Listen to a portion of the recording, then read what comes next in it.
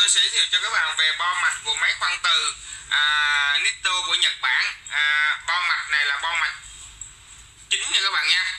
Các bạn có thể nhìn thấy trên bo mạch thì nó sẽ có một con IC ở nằm phía ở giữa các bạn nha. Đó. Và có những cái cuộn dây và có những cái jack nối thôi các bạn. Bây giờ đó, cái con IC bằng nhôm phía ngay ngón cái của tôi ấy các bạn. Đó.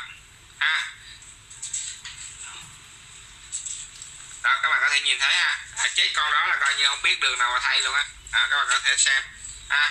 Rồi phía ngoài của nó sẽ có hai jack của hai công tắc. Các bạn có thể nhìn thấy đó là công tắc màu đỏ và công tắc màu đen. Công tắc màu đỏ thì nó sẽ sử dụng là tắt, và công tắc màu đen thì nó sẽ bật nha các bạn nha. Nó khá là đơn giản thôi.